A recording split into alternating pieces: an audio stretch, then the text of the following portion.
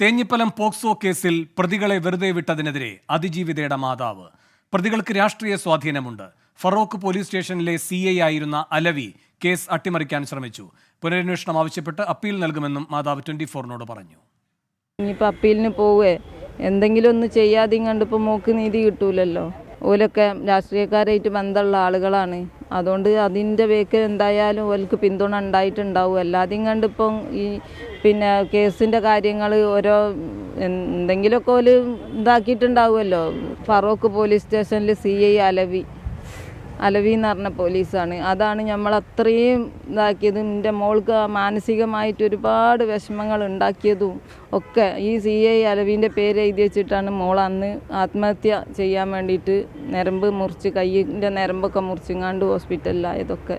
ഇത്രയും പ്രതികൾ ഇങ്ങനെയൊക്കെ ചെയ്ത് എൻ്റെ മോൾക്ക് ഇത്രയൊക്കെ അനുഭവം ഉണ്ടാക്കിയിട്ടും കോടതി വെറുതെ വിടുക എന്ന് പറയുമ്പോൾ അത് പ്രതികൾക്ക് വീണ്ടും ഒരു ഇതായല്ലോ. സമീർ C. മുഹമ്മദ് കോഴിക്കോട് നിന്ന് കൂടുതൽ വിവരങ്ങളുമായി ചേരുന്നു. സമീർ, എന്താണ് ഈ അതിജീവിതയുടെ കുടുംബം പറയുന്ന പരാതികൾ?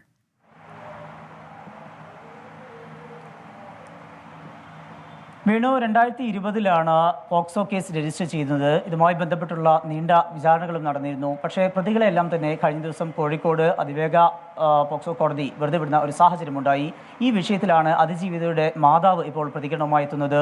പ്രതികൾക്ക് വലിയ രീതിയിലുള്ള സ്വാധീനങ്ങൾ ഉണ്ടായിരുന്നു. ആ സ്വാധീനം അന്വേഷണ ഉദ്യോഗസ്ഥരിലും അതെത്തുന്ന സാഹചര്യമുണ്ടായി. പ്രത്യേകിച്ചും ഫറൂഖ് സ്റ്റേഷനിലെ CI ആയിരുന്ന പോലീസ് ഉദ്യോഗസ്ഥൻ ഉൾപ്പെടെയുള്ളവർ ഇതിനകത്ത് ഇടപെട്ടു. അങ്ങനെ പോലീസിൻ്റെയും അതുപോലെ തന്നെ പ്രോസിക്യൂഷൻ്റെ ഭാഗത്തുനിന്ന് ഗുരുതരമായിട്ടുള്ള വീഴ്ചയുണ്ടായി. അതിൻ്റെ അടിസ്ഥാനത്തിലാണ് പ്രതികൾ രക്ഷപ്പെട്ടത് എന്നാണ് ഇരയുടെ മാതാവ് ആരോപിക്കുന്നത്. 2021-ലാണ് ഈ പെൺകുട്ടി പോക്സോ കേസ് നടക്കുന്ന വേളയിലാണ് പെൺകുട്ടി ആത്മഹത്യ ചെയ്തത്. ആ വേളയിൽ എഴുതിയിട്ടുള്ള ഒരു കത്ത് പുറത്തു വരികയും ചെയ്തിരുന്നു. ആ കത്തിൽ ഉൾപ്പെടെ ഈ പോലീസ് ഉദ്യോഗസ്ഥന്റെ പേരുണ്ടാകുന്ന സാഹചര്യം ഉണ്ടായിരുന്നു.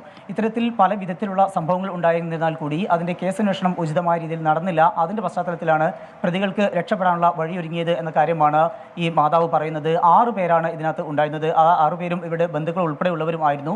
അത്തരത്തിൽ അവർക്ക് വിവിധ തലങ്ങളിലുള്ള രാഷ്ട്രീയ നേതാക്കളുമായിട്ടുള്ള ബന്ധമാണ് ഇത്തരം ഒരു സാഹചര്യത്തിലേക്ക് എത്തിച്ചത് എന്നും ഈ വിഷയത്തിൽ തൻ്റെ മകൾ മരണപ്പെട്ടു, ആ പെൺകുട്ടിക്ക് നീതി ലഭ്യമാക്കേണ്ടതുണ്ട്, അതിൻ്റെ പശ്ചാത്തലത്തിലാണ് പുനരന്വേഷണം ആവശ്യപ്പെട്ടുകൊണ്ട് അപ്പീൽ പോകുമെന്നുള്ള കാര്യം ഈ മാതാവ് വ്യക്തമാക്കുന്നത്.